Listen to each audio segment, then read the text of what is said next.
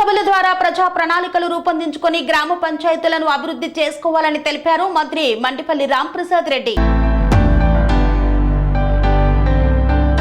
అన్నమయ్య జిల్లా రాయచోటి నియోజకవర్గంలో గ్రామ సభల ద్వారా ప్రజా ప్రణాళికలు రూపొందించుకొని పంచాయతీలు అభివృద్ధి చెందాలని రాష్ట్ర రవాణా క్రీడా శాఖ మంత్రి మండిపల్లి రాంప్రసాద్ రెడ్డి తెలిపారు. గ్రామ సభల ద్వారా ప్రజా ప్రణాళికలు రూపొందించుకొని పంచాయతీలు అన్ని రంగంలో సమగ్రంగా అభివృద్ధి చెందాలని రాష్ట్ర రవాణా క్రీడా శాఖ మంత్రి మండిపల్లి రాంప్రసాద్ రెడ్డి తెలిపారు. జాతిపిత మహాత్మా గాంధీ జయంతి సందర్భంగా స్వచ్ఛతా హీ సేవా కార్యక్రమాలను పటిష్టంగా నిర్వహించారు. లక్కిరెడ్డిపల్లెలో ప్రజా దర్బార్, ప్రత్యేక గ్రామ సభ, ప్రజా ప్రణాళిక కార్యక్రమాన్ని సర్పంచ్ సుద్దాల అహల్య అధ్యక్షతన నిర్వహించారు. ఈ కార్యక్రమానికి జిల్లా మంత్రి, జిల్లా కలెక్టర్ శ్రీధర్ చామకూరి ముఖ్య అతిథులుగా పాల్గొన్నారు. ఈ సందర్భంగా జాతిపిత మహాత్మా గాంధీ చిత్రపటానికి పూలమాలలు వేసి ఘనంగా నివాళులు అర్పించారు. గౌరవనీయులు రాష్ట్ర రవాణా యోజన క్రీడా శాఖ మంత్రులు శ్రీ మండిపల్లి రాంప్రసాద్ రెడ్డి గారు జ్యోతి ప్రజ్వలన చేసి కార్యక్రమాన్ని ప్రారంభిస్తున్నారు. అన్నమయ్య జిల్లా collector and magistrate Shri Chamakuri Sridhar గారు జ్యోతి ప్రజ్వలన కార్యక్రమంలో పాల్గొనడం చేయాలని అందరం మనసా వాచ కాంక్షిస్తూ కార్యక్రమాన్ని ప్రారంభించుకుంటున్నాం. మన లక్కిరెడ్డిపల్లి గ్రామ పంచాయతీ తరఫున మంత్రివర్యులకు మరియు మన జిల్లా కలెక్టర్ గారికి, ఇతర నాయకులకి, జిల్లా అధికారులకి స్వాగతం. క్రీడా శాఖ మంత్రులు శ్రీ మండిపల్లి రామప్రసాద్ రెడ్డి గారు పూజా కార్యక్రమాన్ని దిగ్విజయంగా చేసుకొని సభా ప్రాంగణానికి వేయించేసి వేదిక మీద రవాణా యోజన క్రీడా శాఖ మంత్రులు రవాణా యోజన క్రీడా శాఖ మంత్రులు శ్రీ మండిపల్లి రామప్రసాద్ రెడ్డి గారికి మరొక్కసారి స్వాగతం పలుకుతూ అన్న ఈ గ్రామ సభను ఉద్దేశించి మాట్లాడవలసిందిగా కోరడమైనది.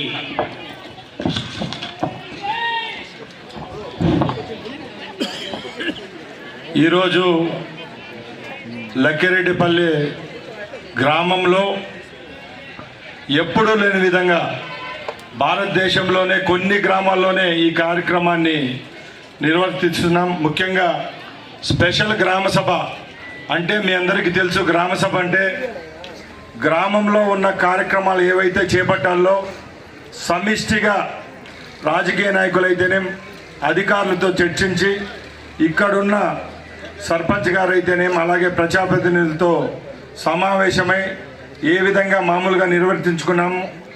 దానికి భిన్నంగా మన రాష్ట్రంలో కేవలం 5 జిల్లాల్లో 12 గ్రామాల్లో మాత్రమే ఈ కార్యక్రమాలు చేపడుతున్నాం. దానికి లక్కిరెడ్డిపల్లి గ్రామం ఎన్నిక కావడం చాలా సంతోషంగా ఉంది. అది కేవలం మీ వల్లే, అలాగే ఇక్కడ పనిచేసిన కార్మికులైతేనేం అధికారులైతేనేం వాళ్ళందరికీ దక్కిందని గౌరవంగా తెలియజేసుకుంటున్నా. ముఖ్యంగా ఈరోజు మీ అందరికీ తెలుసు, మన జాతిపిత మహాత్మా గాంధీ గారి పుట్టినరోజు. ఈ కార్యక్రమాన్ని అందరం మనం ఘనంగా ఈరోజు జరుపుకుంటున్నాం. ఈ కార్యక్రమంలో భాగంగానే ఈరోజు ఈ స్పెషల్ గ్రామ సభను కూడా లక్కిరెడ్డిపల్లిలో పెట్టుకోవడం జరిగింది.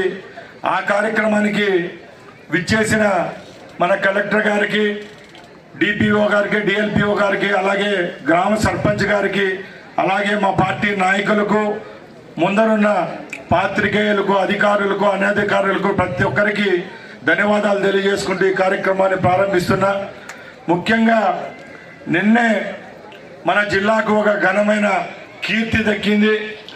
ఈ కార్యక్రమాలు ఏవైతే ఉన్నాయో స్వచ్ఛతా హీ సేవా కార్యక్రమాన్ని భారతదేశంలో మన ప్రధానమంత్రి గారు మోడీ గారి నాయకత్వంలో జరుపుకుంటున్నాం. అలాగే ఈ రాష్ట్రానికి వస్తే పెద్దలు ముఖ్యమంత్రి వర్యులు చంద్రబాబు నాయుడు గారి నాయకత్వంలో ఈ కార్యక్రమాలను గత 15 రోజుల నుంచి ఘనంగా నిర్వర్తించడం జరిగింది. ఈ కార్యక్రమాలను పురస్కరించుకొని మన జిల్లాకు అరుదైన గౌరవం దక్కడంతో అందరికీ చాలా సంతోషంగా ఉంది. ఈ కార్యక్రమాలను ఇంత సక్సెస్ చేసిన ముఖ్యంగా మన జిల్లా కలెక్టర్ గారికి, అలాగే అధికారులకు, ఈ జిల్లాలో పనిచేస్తున్న ప్రతి ఒక్కరికి చేతులు జోడించి నమస్కారాలు తెలియజేసుకుంటున్నా. అలాగే ఈ కార్యక్రమంలో దీనికి నాయకత్వం వహించిన జిల్లా కలెక్టర్ గారికి నా చేతుల మీదుగా చిన్న సన్మానం చేయదలుచుకున్నాను మీ అందరి సమక్షాన. రాంప్రసాద్ రెడ్డి గారు జిల్లా సర్వోన్నతాధికారి, జిల్లా కలెక్టర్ మరియు మేజిస్ట్రేట్ శ్రీ చామకూరి శ్రీధర్ గారిని సన్మానిస్తున్నటువంటి దృశ్యం ప్రజలందరూ వీక్షించి ఆనందించ ప్రార్థన. జిల్లానైతేనే మన రాయచోటి నియోజకవర్గాన్ని అయితేనే అభివృద్ధి పరంగా పరుగులు పెట్టిస్తారని నమ్మకం నాకుంది. తప్పకుండా సభాముఖంగా మన రాయచోటి నియోజకవర్గం తరపున మన జిల్లా ప్రజల తరపున నేను వాళ్ళని అడుగుతున్నా. ఎందుకంటే ఎక్కువ కరువు కాటకాల్లో ఉండే జిల్లాల్లో 25తోనే ఎన్నుకోవడం జరిగింది. 100 రోజుల్లో మీరందరూ చూశారు ఏ విధమైన అభివృద్ధి కార్యక్రమాలు చేపట్టామో. మీ అందరి ఇంటికి ఫలాలు వస్తున్నాయి. ఇక్కడ ఉన్న చాలా మంది మహిళా మూర్తులు ఉన్నారు, అలాగే రైతు సోదరులు ఉన్నారు.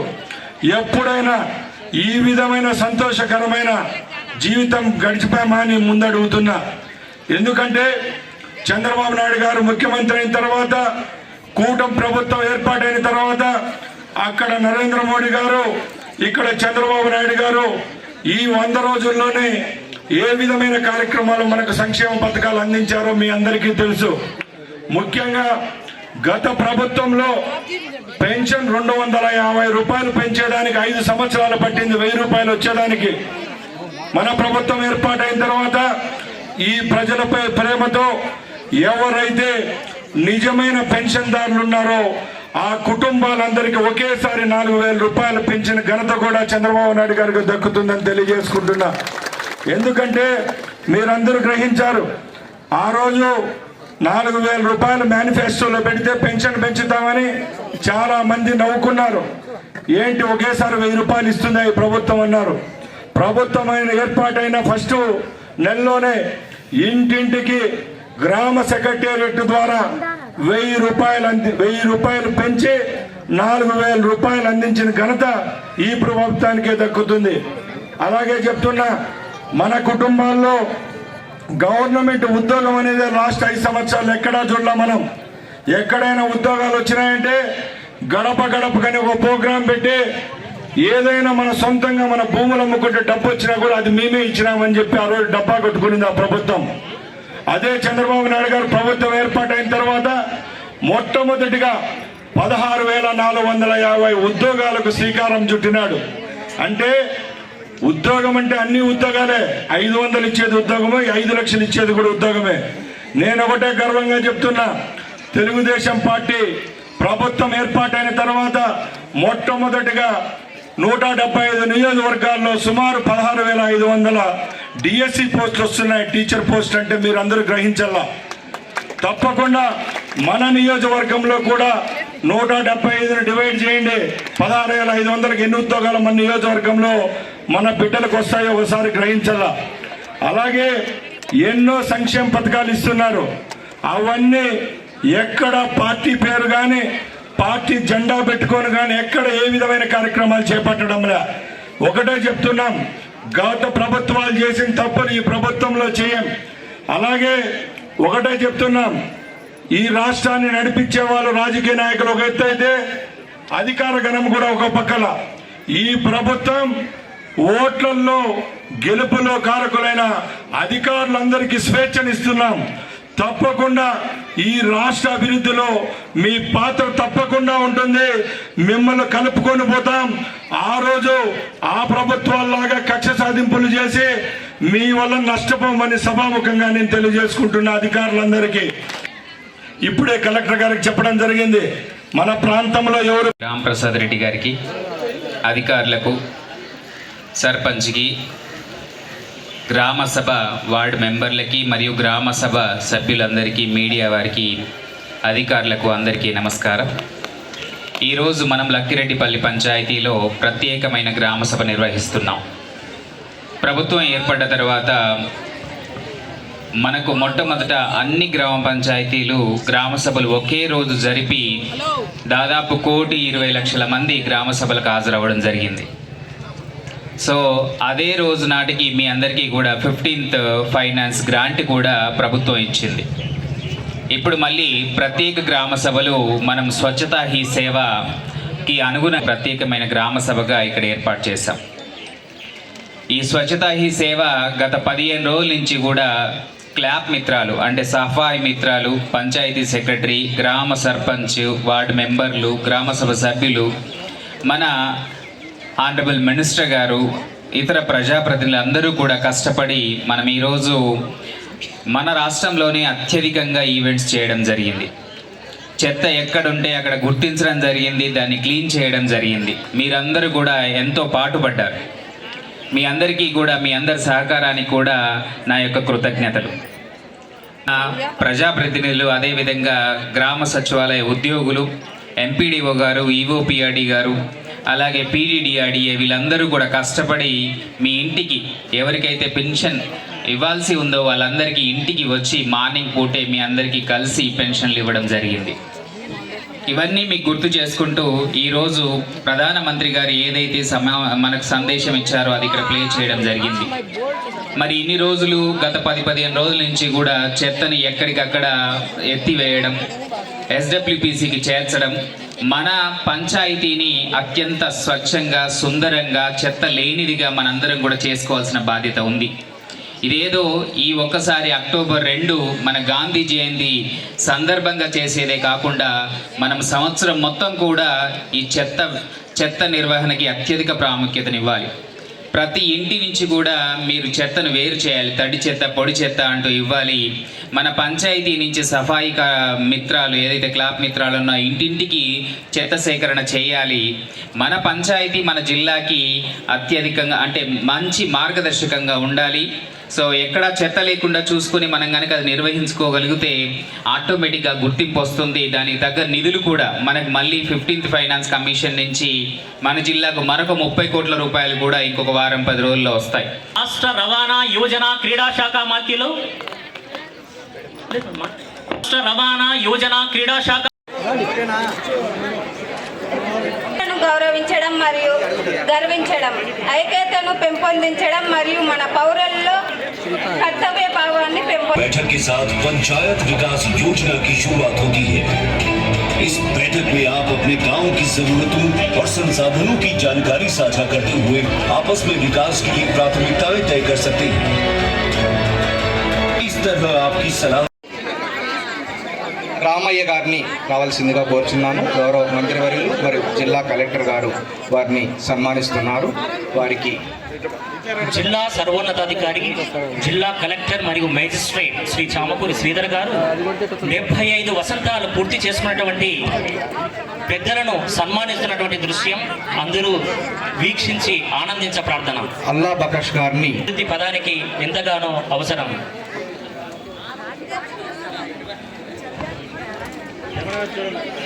మరొక సన్మాన గ్రహీత రాష్ట్ర మంత్రివర్యులు శ్రీ మండిపల్లి రామప్రసాద్ రెడ్డి గారు 75 వసంతాలు పూర్తి చేసుకున్నటువంటి పెద్దలను సన్మానిస్తున్నటువంటి దృశ్యం. రాష్ట్ర అభివృద్ధిలో మీ పాత్ర తప్పకుండా ఉంటుంది. మిమ్మల్ని కలుపుకొని పోతాం.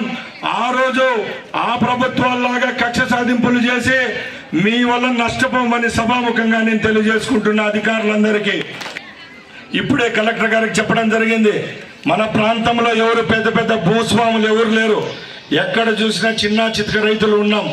ఇప్పుడు వచ్చే అర్జీల్లో 100% అర్జీలు అంతా భూ సమస్యల మీద వస్తున్నాయి. కాబట్టి రాబోయే కాలంలో తప్పకుండా భూ సమస్యల పరిష్కారానికి రెవెన్యూ పరంగా అలాగే పోలీసుల సహాయం తీసుకొని ఎవరు భూములైతే గత ప్రభుత్వాల్లో అన్యాక్రాంతమైనాయో, ఎవరు భూములు లాక్కున్నారో, ఆన్లైన్ ట్యాంపరింగ్ జరిగిందో, అలాగే ఎవరు భూములను కాజేసినారో అవన్నీ రిలీజ్ చేసుకొని నిజమైన లబ్ధిదారులకు అందించేదానికి రాష్ట్ర ప్రభుత్వం చర్యలు తీసుకుంటుందని సభాముఖంగా తెలియజేసుకుంటున్నా. ఎందుకంటే ఎక్కడ చూసినా ఆన్లైన్లో మార్చేసినారు. ఎక్కడ అర్జీలు ఇస్తా ఉన్నా ఏ సమస్యలపై ప్రజలు మమ్మల్ని అడుగుతా ఉన్నారు, నిలదీస్తున్నారు. కాబట్టి తప్పకుండా ఎవరు బాధపడాల్సిన అవసరం లేదు. ఇంకా కాలం చాలా ఉంది. రెవెన్యూ పరంగా ఏ సమస్యలు ఉన్నాయో అన్ని తీర్చేదానికి మేము చర్యలు తీసుకుంటామని సభాముఖంగా తెలియజేసుకుంటున్నా. అలాగే మీ అందరి ఆశీర్వాదం ఈ ప్రభుత్వంపై మాపై ఉండాలని సభాముఖంగా తెలియజేసుకుంటూ సెలవు తీసుకుంటున్నా. జై హింద్. ధన్యవాదాలు సార్. తమరు ఇదివరకే చెప్పినట్లు చాలా మంది మహిళలు చాలా సంతోషంగా ఈ కార్యక్రమానికి హాజరయ్యారు సార్. ఎందువల్లంటే పైన మన విజనరీ లీడర్, దార్శనికులు, పెద్దలు, మాన్యశ్రీ ఆంధ్రప్రదేశ్ రాష్ట్ర ముఖ్యమంత్రి వర్యులు శ్రీ నారా చంద్రబాబు నాయుడు గారు, తర్వాత యువకులుగా తమరు రవాణా, యువజన, క్రీడా శాఖ మంత్రులుగా అభివృద్ధిని పరుగులు పెట్టేస్తుంటే, అహర్నిశలు శ్రమిస్తుంటే, ప్రజల కోసం అన్ని త్యాగం చేసి కష్టపడి మన రాష్ట్రాన్ని అభివృద్ధి పదంలో నడిపించి తద్వారా వికసిత్ భారత్కు తోడ్పడుతుంటే మనందరికీ సంతోషం అనేది వెల్లు విరుస్తోంది సార్. ఇదే సార్ ఆ సంతోషం అనేటువంటి విషయాన్ని తమ దృష్టికి తెలియజేస్తూ ఈ గ్రామ సభను ఉద్దేశించి మాట్లాడతారు. మన మండిపల్లి టైగర్ రాష్ట్ర రవాణా శాఖ మంత్రులకి, అలాగే మన జిల్లా కలెక్టర్ సార్ గారికి, అలాగే వేదికను అలంకరించిన జిల్లా ఆఫీసర్లకి, అలాగే మండల ఆఫీసర్లకి, పాత్రికేయులకు, ఈ గ్రామ సభకు విచ్చేసినటువంటి గ్రామ ప్రజలందరికీ కూడా నా నమస్కారాలు. ఇంత గ్రాండ్గా సక్సెస్ చేసినందుకు థ్యాంక్స్ చెప్పుకుంటున్నా.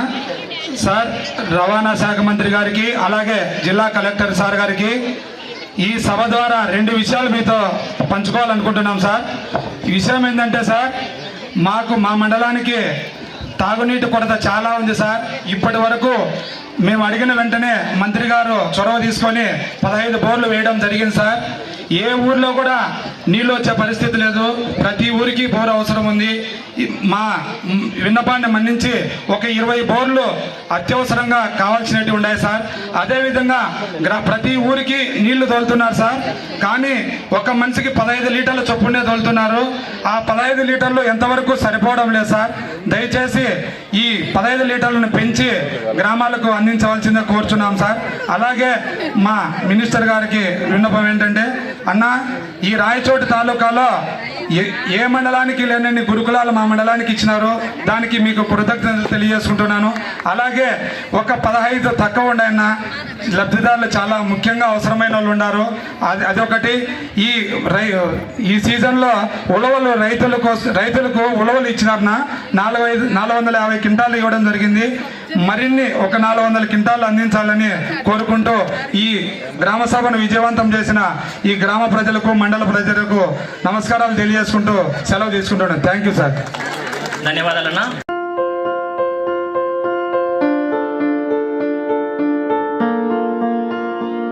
సంస్కృతి, సంప్రదాయం, ప్రేమ, ఆప్యాయత, రాజసం ఉట్టిపడే వేడుకలకు అనువైన ప్రదేశం MLN కన్వెన్షన్ హాల్.